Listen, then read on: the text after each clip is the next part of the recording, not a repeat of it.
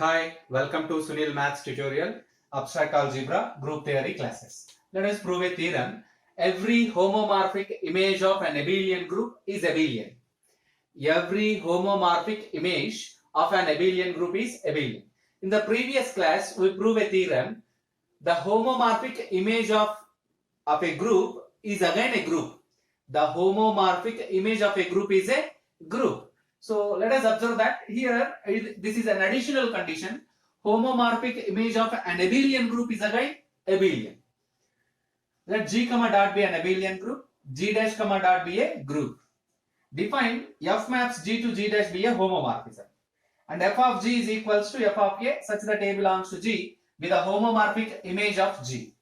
By previous theorem, F of G is a subgroup of G dash. F of G is a subgroup of G dash.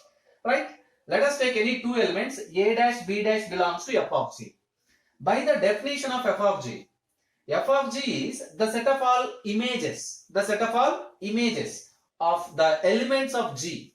So there exist two elements, A comma B belongs to capital G such that F of A is equals to A dash, F of B is equals to B dash.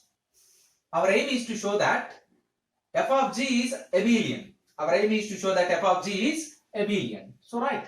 Now we get two elements from the group G. You observe that A comma B are elements of G. Since A comma B are elements of G and G is abelian group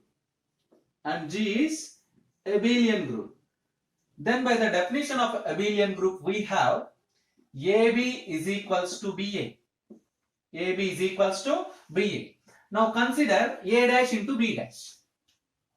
Now consider A dash into B dash. Which is equals to, what is A dash? F of A. What is B dash? F of B. F is a homomorphism. Since F is a homomorphism, by the definition of homomorphism, we have F of AB is equals to F of A into F of B. F is a homomorphism from G into G dash. By the definition of homomorphism, F satisfies the condition F of AB is equals to F of A into F of B. So F of A into F of B can be written as F of AB. You observe that AB is equals to BA. So this can be written as F of BA. Again, since F is a homomorphism, by applying homomorphism property, it can be written as F of B into F of A. What is F of B? B dash. What is F of A? A dash. You observe that now. Therefore, A dash into B dash is equals to B dash into A dash for all A dash comma B dash belongs to F of G. Therefore, F of G is abelian. Hence, we conclude that the homomorphic image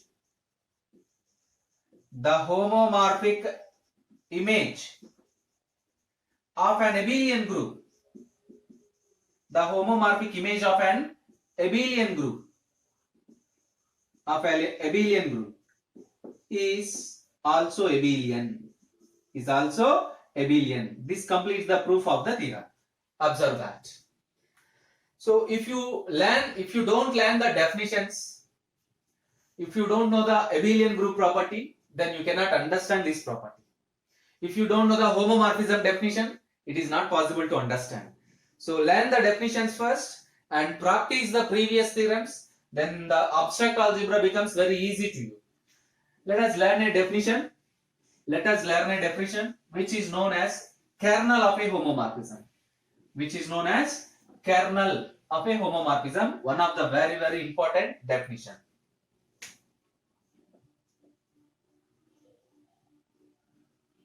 Kernel of a homomorphism. We learned already image of a homomorphism. Now here kernel of the homomorphism. Let capital G comma dot be a group and G dash comma dot be another group, be another group, and small e belongs to G comma E dash belongs to G dash, be the identity elements, be the identity elements. Let us take F maps G into G dash be a homomorphism, be a homomorphism. Observe that G comma G dash be any two groups, E and E dash be identity elements, F maps G into G dash be a homomorphism. The kernel of the homomorphism, the kernel of the homomorphism is denoted by, the kernel of the homomorphism is denoted by capital K or K or F, but read as kernel F, and defined as capital K is equals to kernel F is equals to the set of all elements X belongs to G such that f of X is equals to E dash, where E dash belongs to G dash, be the identity element, be the identity element. Observe that kernel F is the set of elements from G which satisfies the condition f of X is equals to E dash, f of X is equals to E dash, where E dash be the identity element in the group G dash. By definition of this kernel, kernel F is always subset to domain G. Kernel F is always subset or equivalent to the domain G. Image of a homomorphism is subset to codomain G dash. Image of a homomorphism is subset to the codomain G dash. But kernel of a homomorphism is subset to the domain G. Is subset to the domain G. And you observe that kernel contains those elements which satisfies the condition f of X is equals to E dash. What it means? Suppose f of A is equals to E dash. F of A is equals to E dash implies as A belongs to kernel F. A belongs to kernel F. This condition holds conversely also. So also we learn that by the properties of homomorphism, very very important point is, we know that f of E is equals to E dash. We learn a theorem which is known as homomorphism properties. Homomorphism properties. By using that properties, f of E is equals to E dash. F of E is equals to E dash. You observe the condition f of X is equals to E dash. Then this X belongs to kernel F. So this condition implies as E belongs to kernel F. E belongs to kernel F. What it means? Kernel F is always non-empty. Kernel F is always non-empty. It contains at least identity element of the group G. F of E is equals to E dash. This is the property of homomorphism. So automatically E belongs to kernel F. It means kernel F is non-empty. It means kernel F contains at least identity element of the group G. At least identity element of the group G. Observe that. And one more important property you have to remember. Kernel F is always subset to the domain G. Kernel F is always subset to the domain G. Observe that. Depends upon this theorem, we prove it. Depends upon this definition, we prove a theorem. Let us see the statement of the theorem.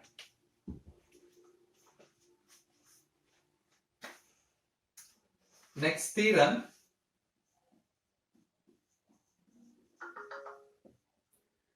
If F is a homomorphism,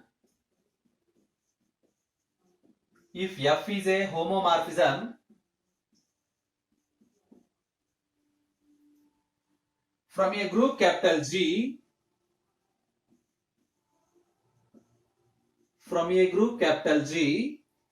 into a group G dash, into a group G dash, then kernel F is a normal subgroup of G. Kernel F is a normal subgroup of G. Kernel F is a normal subgroup of capital G. Let us prove this theorem. One of the very important theorem. In the previous class we proved that image of a homomorphism is a subgroup. Image of a homomorphism is a subgroup of G dash. Here in this theorem, kernel of a homomorphism is a subgroup of capital G.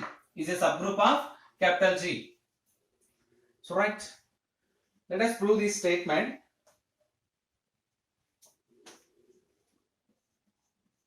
Let capital G comma G dash be two groups. Let capital G comma G dash be two groups, and small e belongs to capital G, e dash belongs to G dash be the identity elements,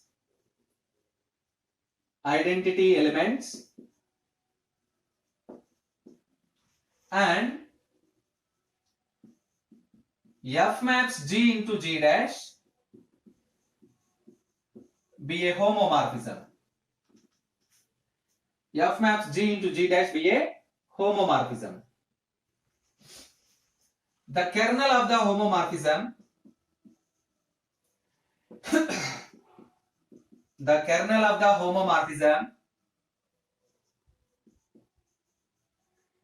is defined as capital K is equals to K or F is equals to the set of all elements X belongs to G such that F of X is equals to E dash, where E dash is identity element in G dash. By definition, kernel F is subset to G. We know that F of E is equals to E dash. Which implies as E belongs to kernel F. Which implies as kernel F is non-empty. This is nothing but the definition of the kernel of the homomorphism. Let us observe that.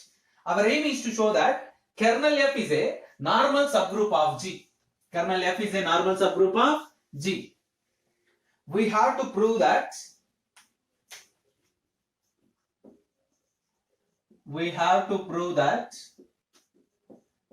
kernel F is a normal subgroup of G. Kernel F is a normal subgroup of capital G. We have to prove that kernel F is a normal subgroup of G.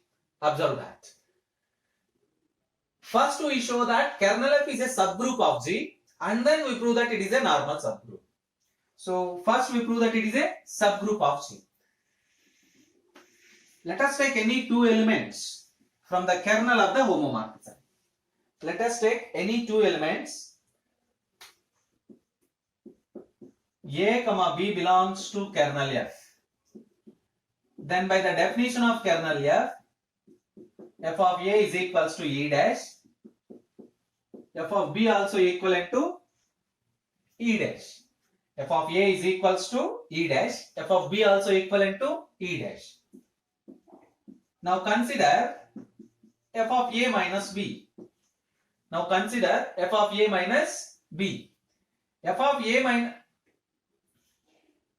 minus B. You write F of A minus B. Now consider F of AB inverse. By the definition of homomorphism, it can be written as F of A into F of B inverse. F is a homomorphism. If F is a homomorphism, then F of AB is equals to f of a into f of b. Instead of b we have b inverse. Nothing to worry, you can write it as f of a into f of b inverse. So which is equals to f of a into f of b whole inverse. We know that property f of a inverse is equals to f of a whole inverse. By applying that property, f of b inverse can be written as f of b whole inverse. What is f of a? E dash. What is f of b? E dash whole inverse. Inverse of identity element. Inverse of identity element. Inverse of identity element. E dash. So you get finally E dash. So we conclude that f of AB inverse is equals to E dash. F of AB inverse is equals to E dash.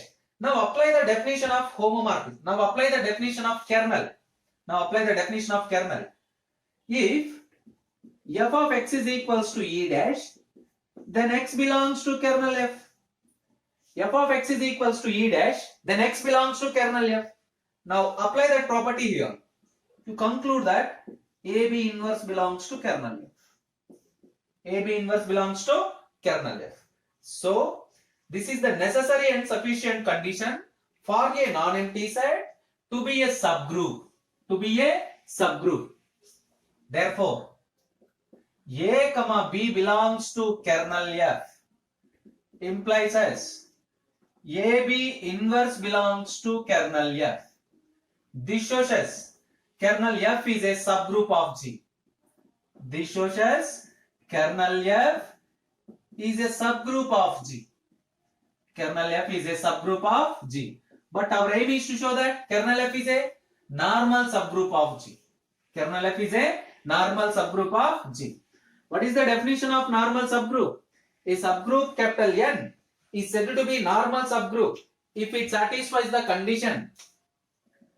A subgroup capital H is said to be normal subgroup of the group capital G implies and implied by x h x inverse belongs to H for all x belongs to G and for all H belongs to capital H. A subgroup capital H is said to be a normal subgroup of G if and only if it satisfies the condition. X h x inverse belongs to H for all x belongs to G. Now we prove that kernel f is a normal subgroup of G. Consider f of x k x inverse. Now consider for k belongs to small k belongs to capital K, f of x k x inverse is equals to, because of f is a homomorphism,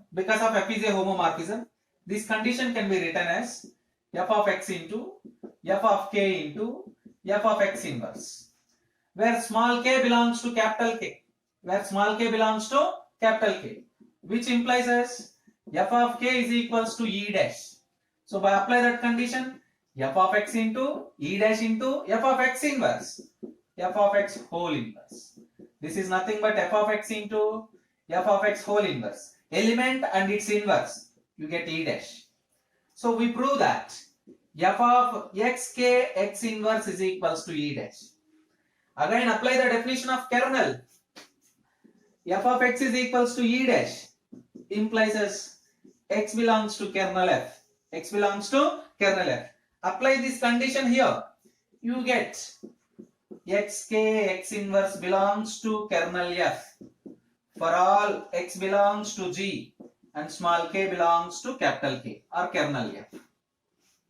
This shows us kernel f is a normal subgroup of G. Kernel f is a normal subgroup of capital G. So this completes the proof. Observe that kernel of a homomorphism is a normal subgroup of the group G. Kernel is very important topic in the abstract algebra. So practice the definition and learn this theorem. It is very important for your external examination.